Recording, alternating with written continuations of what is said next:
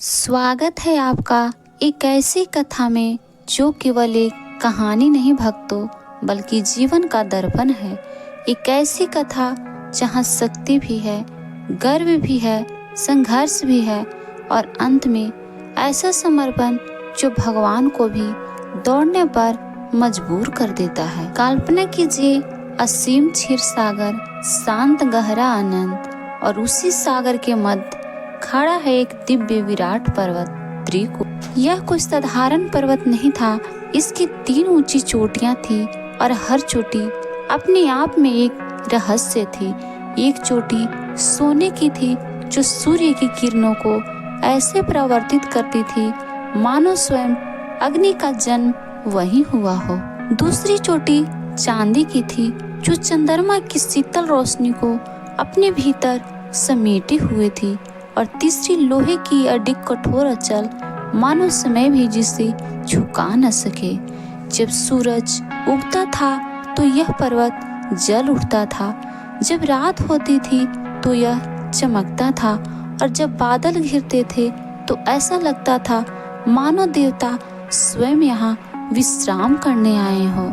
इस पर्वत के चारों ओर फैले हुए थे दिव्य वन, ऐसे वन जहाँ मौसम बदलते नहीं थे भक्तों, जहाँ हर समय बसंत का वातावरण रहता था, जहाँ पेड़ों पर फल कभी खत्म नहीं होते थे, जहाँ फूल कभी मुरझाते नहीं थे।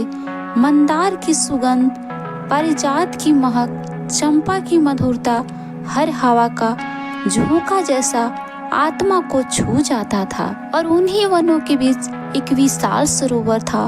उसका जल इतना निर्मल था कि उसमें देखने पर अपना चेहरा नहीं बल्कि अपनी आत्मा दिखाई देती थी। उसमें खिले हुए कमल साधारण नहीं थे भक्तों, वे सोने जैसे चमकते थे।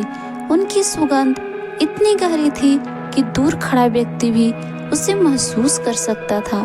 सब कुछ पूर्ण था, संतुलित था, शांत था। लेकिन इसी पूर्णता के बीच एक कहानी जन्म लेने वाली थी। उसी वन में रहता था एक राजा, कोई मनुष्य नहीं, कोई देवता नहीं, बल्कि हाथियों का राजा गजेंद्र। गजेंद्र केवल एक हाथी नहीं था भक्तों, वह शक्ति का प्रतीक था, वह प्रभुत्व का प्रतीक था, वह उस जंगल का निर्विवाद सम्राट था। उसका शरीर इतना विशाल था कि जब वह चलता तो जमीन हल्की सी कांप उठती। उसकी सूंड जैसे कोई विशाल वृक्ष, उसके दांत जैसे चमकती तलवारें, और उसकी आंखें जिनसे आत्मविश्वास नहीं बल्कि अधिकार झलकता था। जंगल के बड़े बड़े सिंह, व्याघ्र और अन्य हिंसक जीव उसके सामने सिर झुका देते थे। जब वह गर्जना करता तो दूर दूर तक उसकी आवाज गूंजती और बाकी जीव चुप हो जाते। वह अकेला नहीं था भक्तों, उसके साथ था उसका परिवार, उसकी रानियां, उसके बच्चे और एक विशाल झुंड। जहां भी वह जाता उसका काफिला उसके पीछे चलता, और धीरे धीरे उसके भीतर एक भावना जन्म लेने लगी। मैं अजय हूँ, मुझसे शक्तिशाली कोई नहीं, यह पूरा वन मेरा है।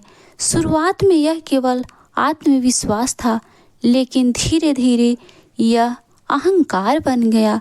एक ऐसा अहंकार जो दिखाई नहीं देता पर धीरे धीरे भीतर से व्यक्ति को अंधा कर देता है भक्तों। एक दिन ग्रीष्म ऋतु अपने चरम पर थी। सूर्य आकाश में अग्नि बरसा रहा था, वातावरण तप रहा था, हवा भी गर्म हो चुकी थी। जंगल के जीव व्याकुल थे, जल की तलाश में इधर उधर भटक रहे थे। और उसी समय गजेंद्र अपने पूरे परिवार के साथ उस सरोवर की ओर बढ़ा। उसके कदम भारी थे, उसकी चाल मदमस्त थी। रास्ते में जो भी आया वह हटता चला गया। पेड़ झुक गए, झाड़ियां टूट गई और पूरा जंगल मानो उसके आने की घोषणा कर रहा था। जैसे ही वह सरोवर के पास पहुंचा, एक ठंडी हवा का झोंका उसके शरीर से टकराया। उसने अपनी आंखें बंद की और एक गहरी सांस ली। उस क्षण उसे लगा जैसे सारी थकान खत्म हो गई हो। फिर बिना एक पल गंवाए वह जल में उतर गया। जैसे ही उसके पैर पानी में पड़े, लहरें उठी, शांत जल में हलचल होने लगी। उसने अपनी सूंड से जल उठाया और भर भर कर पीने लगा। फिर उसने अपने परिवार को बुलाया। उसकी रानियां, उसके बच्चे सब जल में उतर गए और कुछ ही क्षणों में वह सरोवर में, जो अभी तक शांत था, अब एक खेल का मैदान बन चुका था। गजेंद्र अपनी सूंड से पानी उछाल रहा था, हंस रहा था, खेल रहा था। उसके बच्चे इधर उधर भाग रहे थे, पानी में कूद रहे थे। सब कुछ आनंद से भरा हुआ था भक्तों। लेकिन कभी कभी सबसे बड़ा संकट सबसे सुखद क्षणों में ही आता है।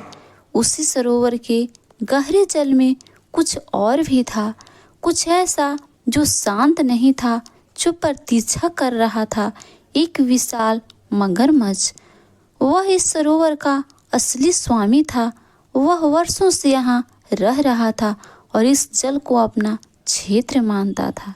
जब गजेंद्र और उसका झुंड जल में उतरे तो उन्होंने केवल पानी देखा, लेकिन मगरमच्छ ने एक अवसर देखा। पहले वह शांत रहा, धीरे धीरे वह पास आया। उसकी आंखें केवल एक लक्ष्य पर थी, गजेंद्र। जैसे ही गजेंद्र थोड़ा और भीतर गया, अचानक पानी के भीतर से एक तेज हलचल हुई और अगले ही क्षण मगरमच्छ ने गजेंद्र का पैर पकड़ लिया। शुरुआत में गजेंद्र को यह एक छोटी सी बाधा लगी। उसने सोचा, यह क्या है, कोई छोटा जीव होगा। उसने अपनी शक्ति लगाई और पैर छुड़ाने की कोशिश की, लेकिन कुछ अलग था भक्तों। यह पकड़ साधारण नहीं थी। उसने और जोर लगाया, उसने गर्जना की, उसने पूरी ताकत लगा दी, लेकिन उसका पैर नहीं छूटा। अब उसे एहसास हुआ, यह कोई साधारण शत्रु नहीं है। गजेंद्र ने पूरी शक्ति लगाकर खुद को किनारे की ओर खींचना शुरू किया, लेकिन मगरमच्छ उसे गहराई की ओर खींच रहा था। एक तरफ भूमि का राजा, दूसरी तरफ जल का स्वामी। संघर्ष शुरू हो चुका था। गजेंद्र बाहर खींचता, मगरमच्छ अंदर खींचता। पानी में लहरें उठने लगी। शांत सरोवर अब उफान में था भक्तों। किनारे पर खड़े उसके परिवार ने यह देखा और वे घबरा गए। उन्होंने चिल्लाना शुरू किया, वे उसकी ओर भागे। उन्होंने अपनी सूंड से उसे पकड़ने की कोशिश की, लेकिन उनकी शक्ति उस मगरमच्छ के सामने कुछ भी नहीं थी भक्तों। धीरे धीरे वह खेल एक युद्ध में बदल चुका था, और यह युद्ध सिर्फ शरीर का नहीं था, यह अहंकार और नियति के बीच का युद्ध था भक्तों। जिस क्षण उस मगरमच्छ ने गजेंद्र के पैर को अपनी भयानक पकड़ में जकड़ा, उसी क्षण से एक ऐसा संघर्ष प्रारंभ हुआ जो केवल दो जीवों के बीच की लड़ाई नहीं था, बल्कि वह प्रकृति के दो तत्वों, भूमि और जल, शक्ति और धैर्य, अहंकार और नियति के बीच का टकराव बन चुका था। और शुरुआत में जहां गजेंद्र को अपनी अपार शक्ति पर पूरा विश्वास था कि वह इस छोटे से प्रतीत होने वाले संकट को कुछ ही क्षणों में समाप्त कर देगा, वही अगले ही पल उसे यह एहसास होने लगा कि यह कोई साधारण परिस्थिति नहीं है, क्योंकि उसने जितनी बार भी अपने पैर को छुड़ाने के लिए अपनी पूरी ताकत लगाई, उतनी ही मजबूती से वह मगरमच्छ उसे और गहराई की ओर खींचता चला गया भक्तों। और इस खिंचातन में सरोवर का शांत जल अब उफनने लगा। लहरें तेज हो गई, कमल के फूल इधर उधर बिखरने लगे, और वह स्थान जो कुछ समय पहले आनंद और खेल का केंद्र था, अब भय और संघर्ष का मैदान बन चुका था। गजेंद्र ने अपनी पूरी शक्ति लगाकर अपने विशाल शरीर को पीछे की ओर झुकाया। उसकी सूंड हवा में लहराई, उसकी चिंगार पूरे वन में गूंज उठी और उसने एक बार फिर अपने पैर को छुड़ाने की कोशिश की, लेकिन मगरमच्छ की पकड़ ऐसी थी भक्तों, जैसे लोहे की जंजीर किसी चट्टान से बंधी हो, और जितना अधिक गजेंद्र बाहर की ओर खींचता उतना ही अधिक वह जल के भीतर खींचता चला जाता, क्योंकि यह मगरमच्छ जल का जीव था और पानी उसका क्षेत्र था जहाँ उसकी शक्ति कई गुना बढ़ जाती थी। जबकि गजेंद्र जो भूमि पर अजेय था, पानी में धीरे धीरे अपनी ताकत खोता जा रहा था। किनारे पर खड़ी उसकी रानियां और उसके बच्चे इस दृश्य को देखकर भयभीत हो उठे। उनकी आंखों में घबराहट थी, क्या करे, क्योंकि मगरमच्छ की पकड़ इतनी गहरी और अडिग थी कि वे सभी मिलकर भी गजेंद्र को 1 इंच भी बाहर नहीं खींच पाए। और धीरे धीरे उनकी आशा कम होने लगी, उनका उत्साह टूटने लगा और उनकी आंखों में डर के साथ साथ असहायता भी स्पष्ट दिखाई देने लगी। समय बीतता गया और यह संघर्ष रुकने का नाम नहीं ले रहा था भक्तों। दिन बीते, रातें बीती, मौसम बदले और इस निरंतर खिंचातन ने गजेंद्र के शरीर को थका देना शुरू कर दिया। उसकी मांसपेशियां भी कभी पर्वत जैसी कठोर थी, अब धीरे धीरे शीतल होने लगी। उसकी सांसें जो पहले गर्व से भरी थी अब भारी होने लगी और उसका मन जो पहले आत्मविश्वास से भरा था अब धीरे धीरे संशय में बदलने लगा, क्योंकि यह समझ आने लगा था कि उस लड़ाई उसकी अपेक्षा से कहीं एकाधिक लंबी और कठिन है। जैसे जैसे समय आगे बढ़ा वैसे वैसे यह संघर्ष और भी विचित्र रूप लेता गया, क्योंकि पुराणों में वर्णित है कि यह युद्ध 1-2 दिन या महीनों का नहीं बल्कि सहस्र वर्षों तक चला। और इस दौरान गजेंद्र ने अपनी हर शक्ति, हर प्रयास और हर उपाय का उपयोग किया, लेकिन हर बार परिणाम वही रहा। मगरमच्छ की पकड़ ढीली नहीं पड़ी बल्कि और भी मजबूत होती चली गई, और इसके विपरीत पानी में रहने के कारण मगरमच्छ की शक्ति लगातार बढ़ती गई। जबकि गजेंद्र जो पानी के भीतर अपनी पूरी क्षमता से लड़ नहीं पा रहा था, धीरे धीरे कमजोर होता गया। एक समय ऐसा आया जब गजेंद्र की आंखों में पहली बार भय दिखाई दिया, क्योंकि अब यह केवल संघर्ष नहीं रहा था, यह अस्तित्व का प्रश्न बन चुका था। और उसे यह एहसास होने लगा था कि शायद उसकी सारी शक्ति, उसका सारा गर्व, उसकी सारी उपलब्धियां इस एक परिस्थिति के सामने कुछ भी नहीं है भक्तों। और यही वह क्षण था जब उसके भीतर का अहंकार धीरे धीरे टूटने लगा, क्योंकि जब तक व्यक्ति के पास विकल्प होते हैं वह अपने अहंकार को बनाए रखता है, लेकिन जब सभी रास्ते बंद हो जाते हैं तब उसे अपनी वास्तविक स्थिति का बोध होता है। किनारे पर खड़े उसके साथी हाथी जो पहले पूरी शक्ति से उसकी सहायता करने का प्रयास कर रहे थे अब धीरे धीरे पीछे हटने लगे, क्योंकि समय के साथ उनका उत्साह भी समाप्त हो चुका था और वे यह समझ चुके थे कि इस संघर्ष में उनकी कोई भूमिका नहीं रह गई है। और एक एक करके वे सभी उस स्थान से दूर जाने लगे, कुछ भय के कारण, कुछ असहायता के कारण और कुछ इस स्वाभाविक प्रवृत्ति के कारण कि जब संकट बहुत बड़ा हो जाता है तो अधिकांश लोग उससे दूर हट जाते हैं।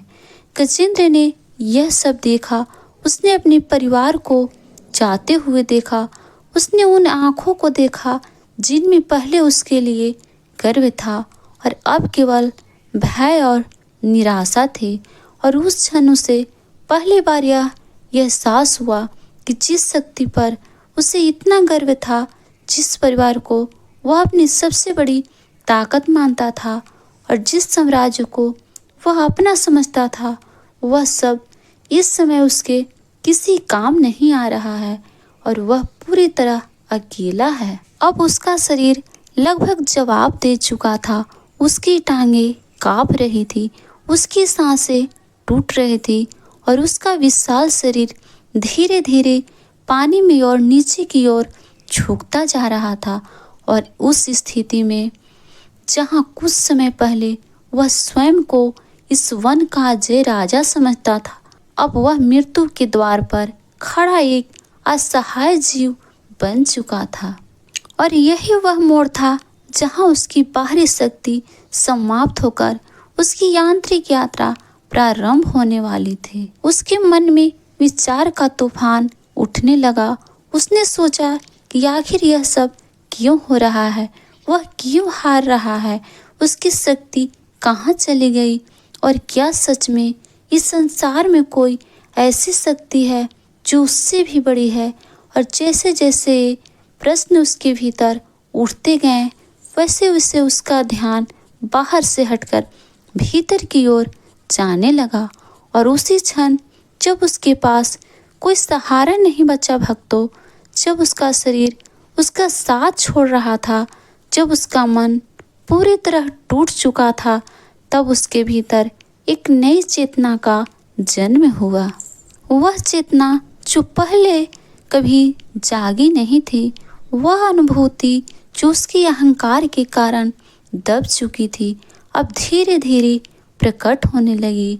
और उसने महसूस किया कि इस पूरे संघर्ष में वह अकेला नहीं है, बल्कि कोई और भी है जो इस संसार को संचालित कर रहा है। कोई ऐसी शक्ति जो हर जीव के भीतर है, जो हर स्थिति को देख रही है, शायद उसकी अंतिम आशा बन सकती है। जितेंद्र ने धीरे धीरे अपनी आंखें बंद की और पहली बार उसने अपनी पूरी शक्ति को बाहर की ओर नहीं बल्कि भीतर की ओर मोड़ दिया। और उसी क्षण उसके भीतर से एक भाव उठा, न कोई शब्द, न कोई नाम, बस एक गहरी पुकार, एक ऐसी पुकार जिसमें न अहंकार था, न मांग, न कोई शर्त, बल्कि केवल समर्पण था, पूर्ण समर्पण। उसने अपने भीतर उस शक्ति को अनुभव किया जो इस संसार के हर कण में व्याप्त है, जो दिखाई नहीं देती लेकिन सब कुछ संचालित करती है। और उसी अनुभूति के साथ उसने मन ही मन उस परम सत्ता को प्रणाम किया जिससे वह किसी नाम से नहीं पुकार रहा था, क्योंकि अब उसके लिए नाम और रूप का कोई महत्व नहीं था। वह केवल उस स्रोत को पुकार रहा था जहाँ से सब कुछ उत्पन्न होता है और जहाँ अंततः सब कुछ विलीन हो जाता है। उसका शरीर अब लगभग निष्क्रिय हो चुका था। उसकी वह पुकार किसी विशेष देवता के लिए नहीं थी। उसने किसी नाम का उच्चारण नहीं किया। उसने केवल उस सत्ता को पुकारा जो सबकी शरण है, जो सबका आधार है, जो हर जीव के भीतर चेतना के रूप में विराजमान है। और यही उसकी पुकार की सबसे बड़ी शक्ति थी, क्योंकि उसमें भेदभाव नहीं था, उसमें केवल सच्चाई थी। और जैसे ही यह पुकार ब्रह्मांड में गूंजी, एक अद्भुत घटना घटित हुई। स्वर्ग के देवता, ऋषि मुनि सभी ने उस पुकार को सुना, लेकिन वे मौन रहे, क्योंकि वे समझ गए कि यह पुकार किसी विशेष लोक या पद के स्वामी के लिए नहीं है। यह पुकार उस परम सत्ता के लिए है जो उनसे भी परे है। और उसी क्षण क्षीर सागर में शेषनाग की शैया पर विराजमान भगवान विष्णु ने उस पुकार को सुना। वह पुकार इतनी सच्ची, इतनी गहरी और इतनी व्याकुल थी कि भगवान विष्णु एक क्षण के लिए शांत नहीं रह सके, क्योंकि यह कोई सामान्य प्रार्थना नहीं थी।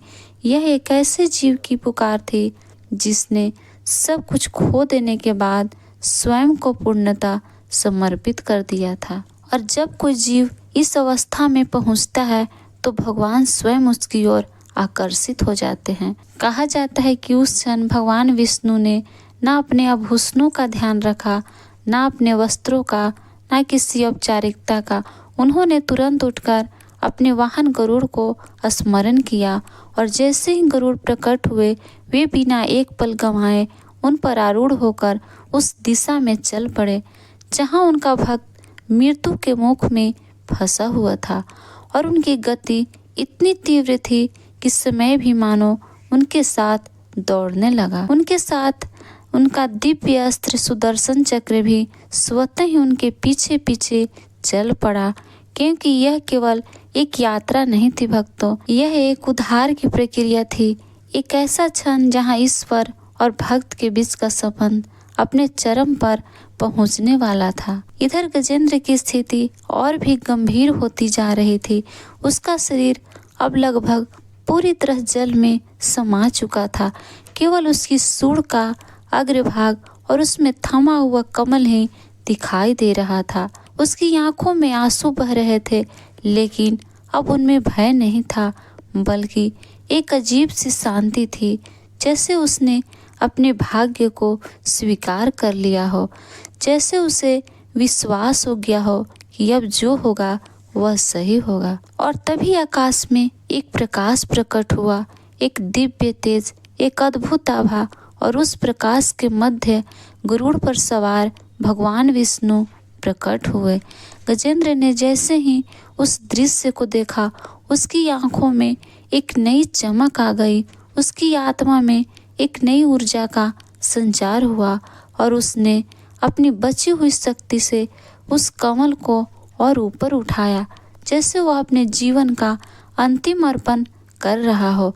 और उसी क्षण उसकी आंखों से बहते हुए आंसू अब पीड़ा के नहीं बल्कि आनंद और कृतज्ञता के थे। उसने अत्यंत धीमे लेकिन स्पष्ट स्वर में उस परम सत्ता को प्रणाम किया और उसकी वह अंतिम पुकार अब पूर्ण हो चुकी थी, क्योंकि जिससे वह पुकार रहा था वह स्वयं उसके सामने उपस्थित था। जब आकाश में वह दिव्य प्रकाश प्रकट हुआ और गरुड़ पर सवार भगवान विष्णु उस सरोवर के ऊपर पहुंचे, उसी क्षण जैसे समय ठहर सा गया। लहरें जो अब तक उफान मार रही थी मानो शांत होने लगी। हवा जो भय से भरी थी अब स्थिर हो गई और पूरा वातावरण एक अलौकिक उपस्थिति से भर गया, क्योंकि यह कोई साधारण आगमन नहीं था भक्तों, यह स्वयं उस परम सत्ता का अवतरण था जो सृष्टि के हर कण में विद्यमान है और जो अपने भक्त की पुकार पर किसी भी सीमा को पार कर सकती है। भगवान विष्णु ने जैसे ही नीचे देखा, उन्होंने गजेंद्र की वह अवस्था देखी जिसमें उसका विशाल शरीर लगभग पूरी तरह जल में डूब चुका था। केवल उसकी सूंड का अग्रभाग और उसमें थामा हुआ कमल ही दिखाई दे रहा था और उसकी आंखों में जो भाव था वह भय का नहीं बल्कि पूर्ण समर्पण का था। और यही वह क्षण था जिसने भगवान के हृदय को स्पर्श किया, क्योंकि जब कोई जीव अपने अहंकार को पूरी तरह त्याग कर केवल विश्वास और समर्पण के साथ पुकारता है, तब वह पुकार सीधे भगवान के हृदय तक पहुंचती है। बिना एक क्षण का भी विलंब किए भगवान विष्णु गरुड़ से नीचे उतरे और इतनी तीव्रता से जल की ओर बढ़े कि ऐसा प्रतीत हो रहा था मानो स्वयं करुणा ने गति का रूप धारण कर लिया हो। और जैसे ही उन्होंने सरोवर के जल को स्पर्श किया, वह जल जो अभी तक संघर्ष और भय का प्रतीक था, अब पवित्रता और शांति का माध्यम बन गया, क्योंकि उसमें स्वयं ईश्वर का स्पर्श हो चुका था। उसी क्षण भगवान ने अपने दिव्य अस्त्र सुदर्शन चक्र को संकेत दिया और वह चक्र जो केवल एक हथियार नहीं बल्कि काल और धर्म का प्रतीक है, तुरंत सक्रिय हो गया।